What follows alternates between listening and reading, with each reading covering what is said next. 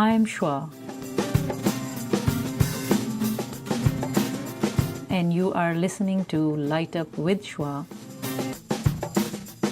a weekly podcast to open our hearts and minds on a journey with me.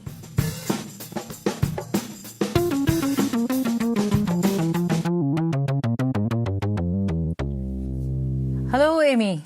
Hello, Shwa. How are you? I'm fine. How are you doing? Great, thank you. Thank you for being here. I'm so excited to interview you. I've been meaning to do that, and thank you for taking our time today. Can you tell me about yourself briefly?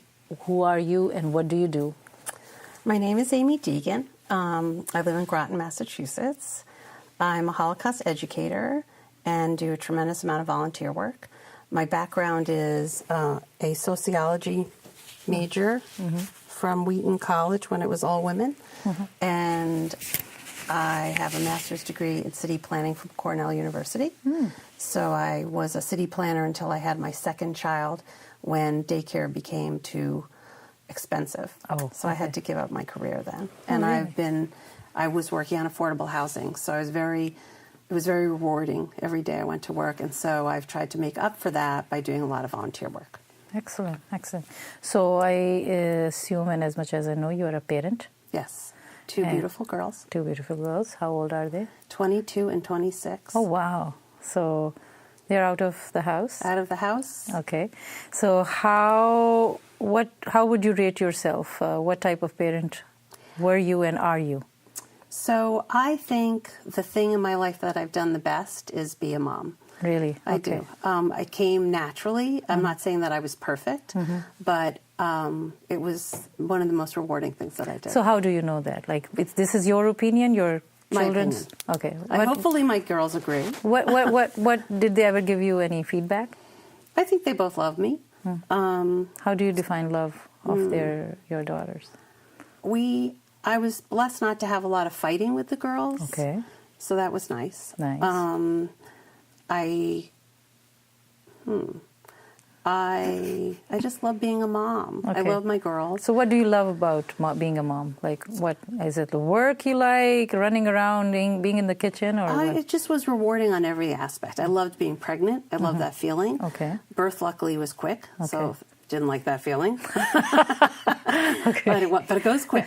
And I just loved every stage, from nursing to walking to talking to going to school, teacher-parent conferences, volunteering in the classroom, to all the after-school activities, to becoming a religious school teacher. When my eldest was in 6th grade, they needed a 6th grade teacher. So that's when I started to teach religious school at a synagogue. So that gave me a lot of interaction with other kids their age, and I just really enjoy being around kids and have continued to teach even after they've graduated. So do you have a good relationship with your daughters? I think so. Do you see them? They call you? They don't live nearby, so that's difficult. They're in for the holidays, which is great. We talk. My younger one, we talk much more frequently.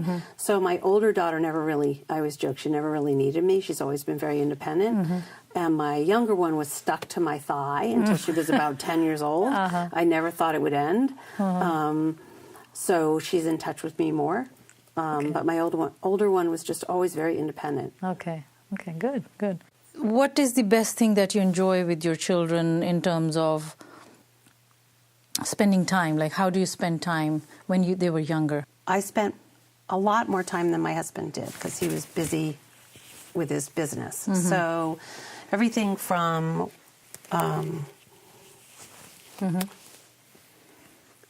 going bowling to movies to shopping to museums, just hanging out on the couch. And we love board games. Okay. So we played a lot of board games. In fact, one of my neighbors, we would have a game night. And nice. I would go over there with the girls. So we have a pool, so we spend a lot of time in the pool. Good. So a lot of, it didn't have to be fancy. Okay. Pool is fancy. I mean, we didn't have to go anywhere super special. Okay. Although we did travel a lot with the kids. You did? Which now they love. Okay. So I put the travel bug in them. That's nice. I think that forces you to spend more time. If travel by car? We went overseas a lot, actually. Oh, where? So the kids had been, before 18, they had been to Paris twice, Switzerland twice. We've been to Mexico. Europe, South been America. To Canada. We've been to, within the United States, we did a Colorado, New Mexico trip. We did a California. Whose idea was this to travel? Both Josh and I love to travel. Okay. So we dragged the kids. So did they enjoy it? Oh, yeah. Okay. And now they both love to travel. Okay. They both love to travel. That's In fact, both of them spent a semester abroad during college. So are you, as much as I know you, are you a listening mom? Like, do you listen to your daughters and you're there? I hope so. I think so. Well, what hope and think will not answer my question. Sorry. I believe I do. Like, okay, so you said you don't have any fights or anything. Nowadays you don't at all. Like, you are... No, I mean... Like, do you scold them now in any form or shape, or do you... No, I mean, I feel like they're independent women now, and so you respect I can that. give advice if they want it, but I don't push my my opinions on them. You don't? I have to ask I think they know how important Judaism is to me, Okay. and I hope that it is also important to them. Okay. With Judaism, the whole link from generation to generation, it's called Lador Vador. It's the Hebrew for generation to generation. Okay. Is critical for Judaism because we're not a majority religion, and so it has to be passed on from generation to generation. And currently, our intermarriage rate is 50%, and so I'm concerned as a Jewish educator and Jewish person that our religion continue, and it's really up to the generations after me. So that's a big reason why I teach, to try to pass the What do you teach? Every year I teach Holocaust to ninth graders at our synagogue. This year I'm teaching comparative religion. Oh, nice. And also... So which religions are in comparative religion? Well, it's all year. Well, it's 16 classes, actually. And so we started with comparative Judaism because they don't really know a lot about other sects, S-E-C-T-S, of Judaism. So we spent a class on that, and then we dove into Christianity and had a minister come and speak to us. And we're going to a masjid in 2 weeks, hopefully. We're waiting for confirmation on that. What is masjid? A mosque. Oh, masjid. Am I saying it wrong all no, this that's time? okay. No, no, that's okay. Take that out. So masjid, huh? Masjid. Masjid. There is an S there. Masjid. M-A-S-J-I-D. Masjid. Mosque. Okay. Yes. That's okay. No, so masjid is a name. Oh, masjid. Oh, my Masjid, goodness. yeah. That's okay. That's okay. So, well, you're trying. Yeah.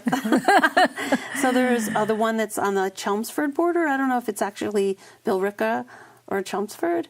I don't know. Okay. What's the name? The masjid, yeah, the Islamic Center. We can call it Islamic Center here. Yeah. Yikes. Oh, good. It's good. I'm glad you corrected me because I'm about to go to with the students and I don't want to say and I'm not going to edit any of this. It's gonna go It's going to go online on air. It will be fun. No? Okay. I hope not. Okay. Okay. So anyway, and then we're going to go into other religions in the spring. Okay. All right. Okay, so so they are following Judaism? Your children, your girls? I can't speak for other religions, but I can say that oftentimes a Jewish child will be active up until definitely through to when they become a bar bat mitzvah, which is a son or the daughter of the commandments. That's what that means. So that's 13. And then in our synagogue, we have a very large group of kids that continue on till they're seniors in high school. And then oftentimes when they go off to college, whether they go to become involved in Hillel, which is a Jewish organization on campus, or go to a school with other Jewish students, or sometimes the link to Judaism is kind of lost for a few years. People tend to come back to it when they have children. And hopefully there's a program called Birthright where they send Jewish students Jewish adults from the ages of 18 to 26 to Israel. And so there's a connection to Israel. Okay. All right. So let's get to delve into a little more parenting. So you enjoyed every aspect of parenting. Do you think you Actually, the scariest part of parenting was when they learned to drive. Oh, okay. That really freaked me out. I was confident in their skills. I was worried about the other people and whether they, could. I thought that they could handle driving. I just was worried about other people on the road with them. So anyway, I found that the scariest part of parenting. So did you teach them to think also, or do you think they were so intelligent that they knew how to think, or do you differentiate in that? I think, I don't know if I consciously looked at it that way. Do you think schools teach us to think? I think it really depends on the teachers. I mean, if there is a teacher that doesn't listen to the students at all and just gets through the curriculum, then no. But I thought that both my girls had a very good education at Groton Dunstable. They were very happy. They both went to very good universities. And they're assertive females. So I think that whether they get that from me, I don't know. Their grandma, my husband's mother, is very assertive. And so I think they were used to having strong women. So they are strong women. So they are able to resolve their own issues and successfully move out of one issue to another? Yes. That's what you think? Okay. They don't ask for your help a lot? Not a lot, no. And never really did in terms of, I think they were really pretty good decision makers on their own. Excellent. So I guess you must be doing something right. What do you think you contributed, in which way? Why are they good decision makers, and why are they independent? You were not an authoritarian parent, I guess. No, not at all. I don't think I was. So do you think that makes a difference if you were authoritarian versus permissive? I sure it does. Were your parents authoritative? No, I used to joke with my brother that the biggest problem we had with our parents is that they loved us too much. Okay. So, and that's not a problem. Right. So I was very fortunate. I had a mom that thought we could do anything. And my dad was a little more not critical, but a little less. A little stricter, or not strict? I wouldn't say stricter. I think that he just was more realistic than my mom, who just thought, we were just the best thing. How? In which way realistic? Now you're putting... well, that... your dad to be realistic. Okay, how is it? How realistic? I think he was more concerned with our decisions, I think he wanted us to shoot high, but... So what would your mom would do? I think my mom would be, whatever they want, Ed, is, okay. They can do anything, whatever they want. Okay. And I think my dad was more, thought more about what the ramifications of decisions would be. Okay. Certainly wanted to make sure that we were financially stable. That was a big concern. So for him. He succeeded in that? Yeah. Okay, excellent. So that was important. Good. So obviously your mom must be supporting that. That's fine. I mean, she was not saying that don't be financially... No. I think she just was more of a dreamer. Okay. I think. Okay. All right. In that sense. Do you think children come through us, or do you own them? Oh, I don't think we own them. What do you think? I think both Josh and I have been really amazing role models for our kids in terms of, there's a term in Reform Judaism called tikkun olam, which means to repair the world. And so Josh and I are very... I know that. Josh and I are very committed to that. Okay. And so volunteerism has been something that the kids have watched. I used to joke that I supported every babysitter in Groton because I was not one of these moms that didn't go to meetings. I got a babysitter and I went to meetings and I tried to be involved. And so they saw that early. And whether they were resentful I don't know, and certainly they never said anything. And I think that was just the reality in our house. That was, we were at meetings a lot. One thing that we didn't do, which I keep hearing is the thing that you're supposed to do, is making sure that you have meals together. We, a lot of times, were at meetings, or the kids would have after-school stuff that went late, and so we didn't have that family of four dinner every night, and I don't think they suffered for it, but I do know that that's something that people seem to promote, and that definitely didn't happen in our family. Okay. So that's maybe one regret that I have of my parenting. Okay. All right. Well, that's not a... But you were making they turned out okay. Yeah, you were making it up by traveling and all that, I guess. And other times we spent. Did they ever say anything to you? What is the feedback from your children? Do they say, they both you are could good have... cooks now. Okay, well, because they had to, okay, I think they had to fend for themselves sometimes. That's good. No, I don't think, they've never expressed to me anything that they resent. Yeah. Good. That's a good thing. Yeah. I hope that stays that way. Yeah, really. Okay. So you... And they had to I had cancer when they were fairly young. I mean, I was 46. So my older one was 16 and my younger one was 12. Oh, okay. So 12, 13. Was that right? Was the years? I'm trying to think of the years. Yeah. Okay. So that was a big thing for them to deal with. Luckily, very, easy, early detection thing. But so that was scary for them, I'm sure. Yeah, it's scary for me. Sure. But they were really, really kind to me when it happened. They were both home. That's good. So yeah. Okay. So they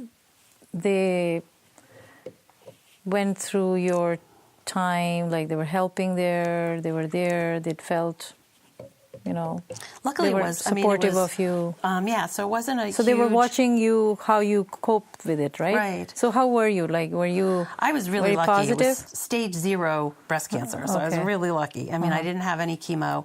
I had radiation for 5 weeks, an operation radiation. So there wasn't a lot of... I wasn't nauseous. I didn't go through that stuff, so that wasn't that hard. So they weren't like... It was just sort of a bleep in the time. So they were there, and they were there for you. Like they didn't wanted to go away from you. No, not That's at all. very good. That's good. So they are empathetic. And yes. Excellent.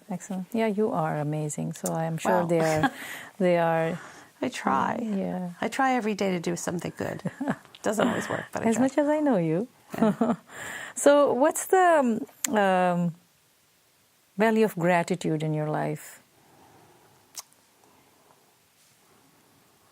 Can you rephrase it? Let's say, what are you thankful for? Right. Oh. Yeah. What are you thankful for in your life, or well, anything? I'm certainly thankful for my health, like number one. Yeah. And I'm thankful that I have 2 healthy, happy, successful daughters and a successful husband. I mean, he works. My husband's a workaholic.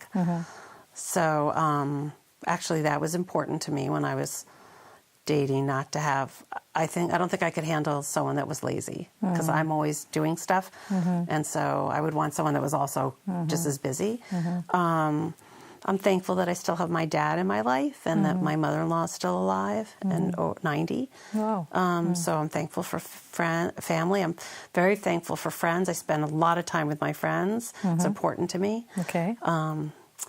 So I'm thankful that we live in this country, even despite its problems.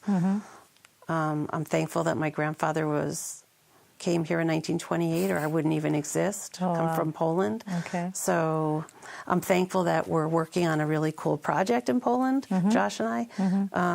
I have a good life. Yeah. Do you want to talk about your project? Oh, so... Briefly, I know, because I could talk hours on a project. Basically, we're helping to restore a Jewish cemetery that was destroyed by the Nazis in Białystok, Poland. It originally had 30,000 graves, and we think there's maybe 3,000 headstones remain. And so we're lifting them, cleaning them, washing them, and repainting the lettering. And we've done it. We're going on our 3rd summer of working with a whole group of people, mostly who are not Jewish, that have been helping us to right a wrong. Oh, wow. Wonderful. Beautiful work. So, and non-Jewish people joining you. yes. That's very good. That's excellent. So are you an environmentally conscious person? Very big recycler. Okay. That's really important to me. I would, and actually because my daughter went to UVM. What is UVM? University of Vermont. They don't allow water bottles on the campus. They have filling stations, but not any plastic ones that you would buy in the stores. Really? So that's really that's happening. made me think about that in a reusable bottle and really cutting back on what I use and reuse. So that's important to me. My husband's a horticulturist, so we're very... what is that? So he's a landscape contractor, but he also, we have a nursery on our property, so we grow trees and shrubs and other plants, and so I'd say we're pretty environmentally conscious. Good. Excellent. So how, any other important parenting tips that you think people can learn from you that you did worked out good for you, and some things that you can suggest to avoid for new parents or young Well, there parents? was one thing that always sticks in my mind. One of my daughters is not very neat. I won't identify which. And because she will be listening. Right. To this. So every time I'd go past her room, we would have fights about it because it really would bother me. So how did you fight? I would keep asking her to clean her room, and she wouldn't. Did you shout?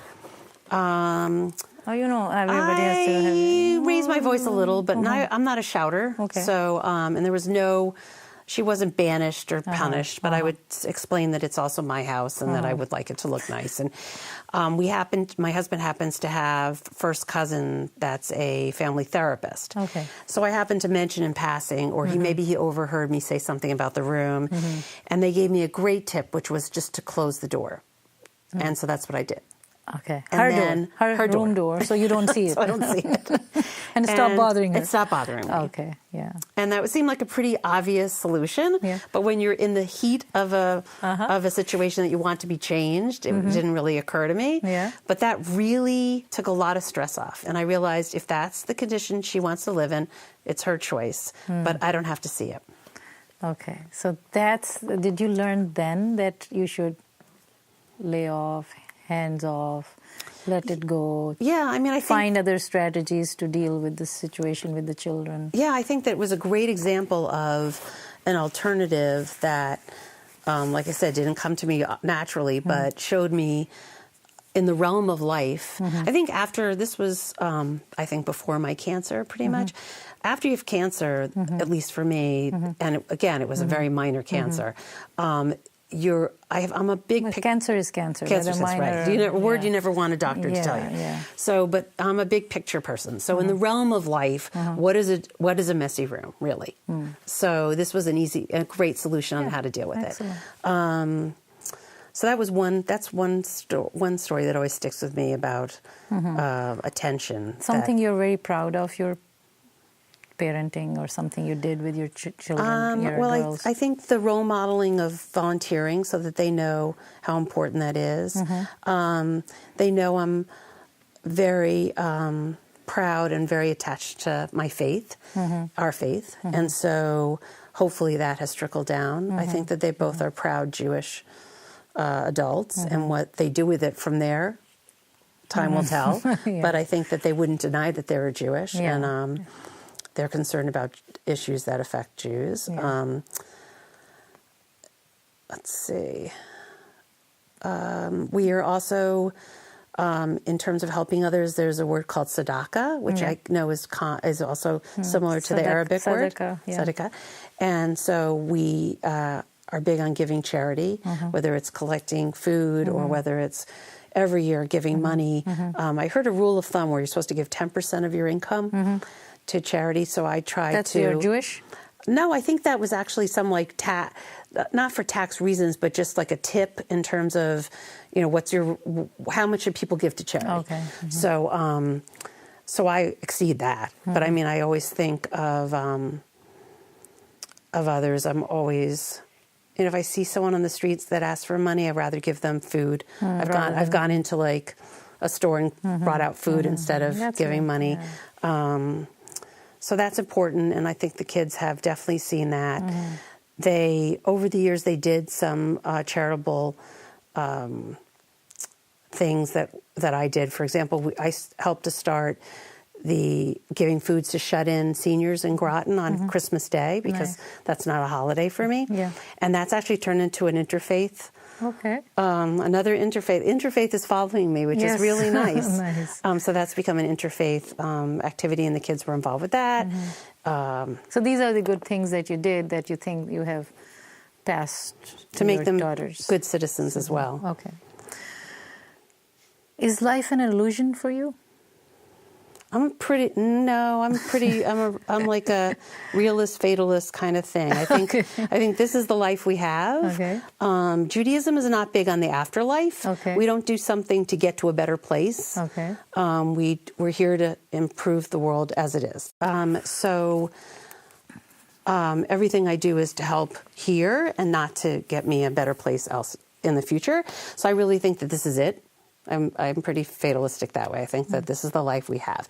And if it ends up not being, I'll be pleasantly surprised. That's how I look at it. Oh, okay. So there's no... Okay, we can talk about that later. Okay. So you believe that this is the life, and so whatever you do is here. Right. Okay. Is that the Jewish belief? Jews in the Torah, there's nothing mentioned about the afterlife or about heaven. And then there's something called the Talmud, which is like commentary on the Torah.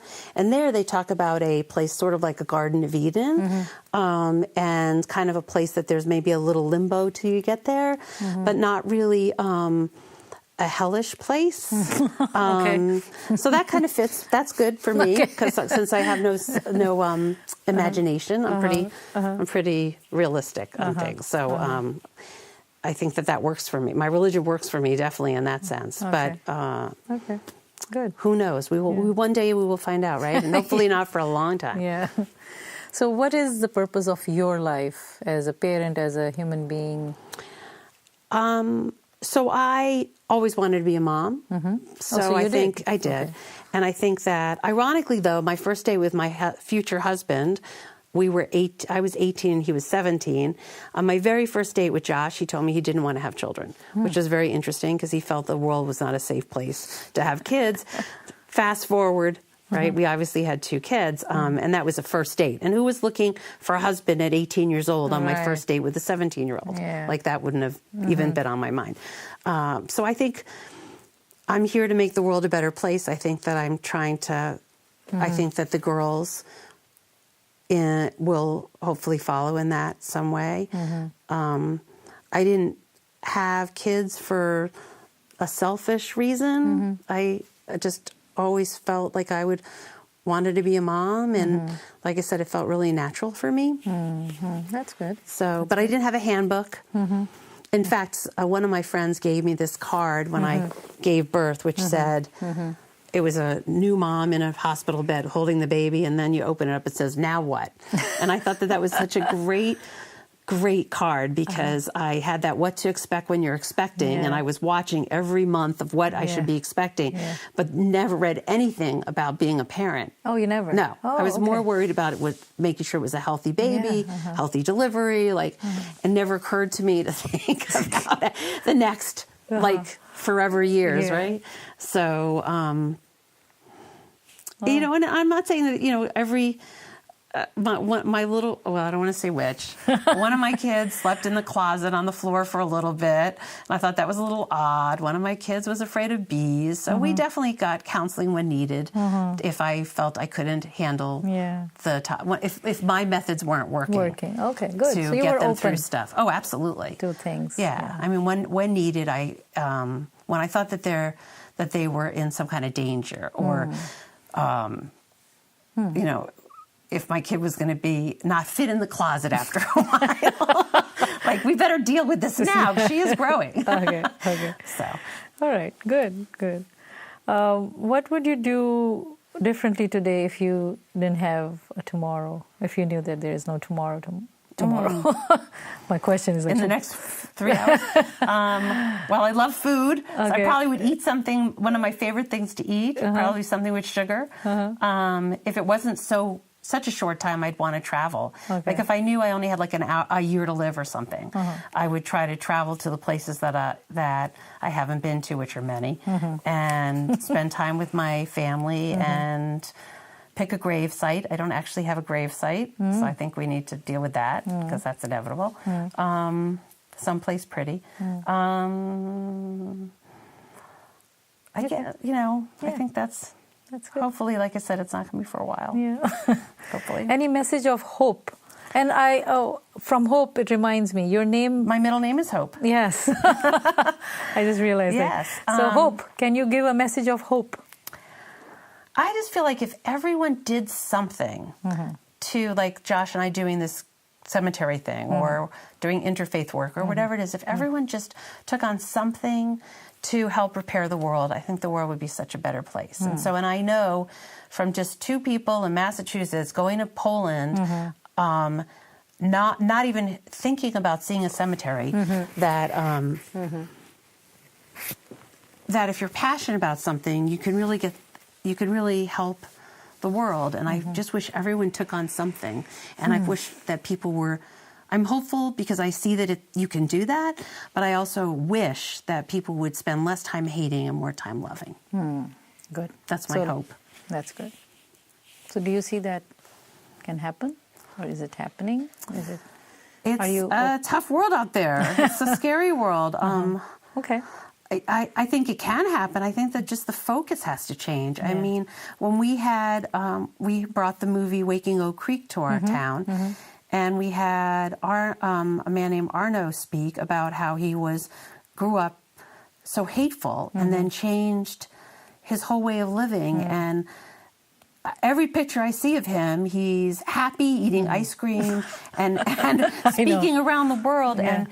And he's totally changed his life. And I think that's so he gave me a lot of hope that you can definitely.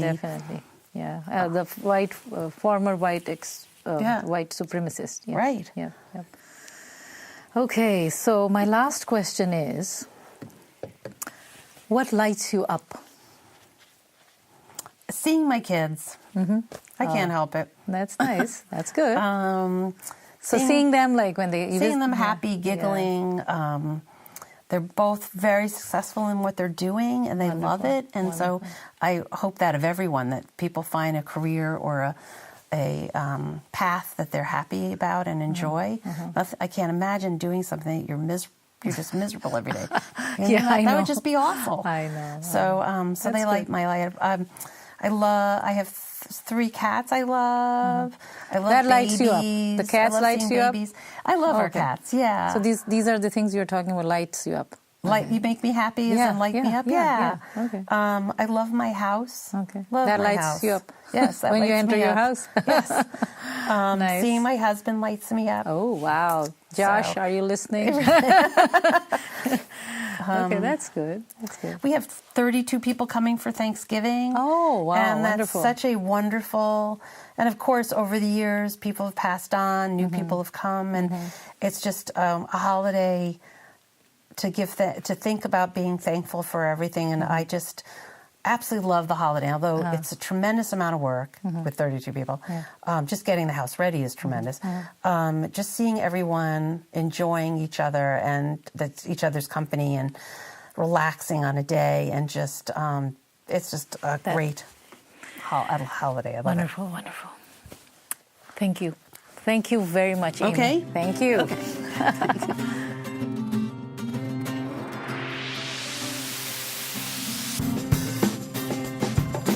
Thank you for staying with me through this exciting episode. Please don't forget to subscribe and stay tuned for the next episode of Light Up with Shwa.